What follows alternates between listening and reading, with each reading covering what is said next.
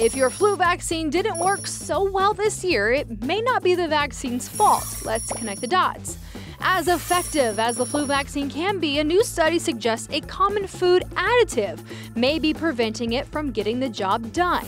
This study is from Michigan State University. The food additive in question is known as TBHQ and is found in everything from frozen meat and fish to crackers and chips. The researchers found mice who had the additive in their diets had a harder time fighting the flu, even though they had a flu shot. Basically, the scientists say the additive slowed down the immune system, meaning it wouldn't attack the flu virus immediately, and the mice developed a full-blown case of the flu. Since this study was done in mice, more research will have to be done, but it's a reminder that your diet is a pretty important part of your overall health. Connecting the dots, I'm Janelle Bludau for H-Town Rush.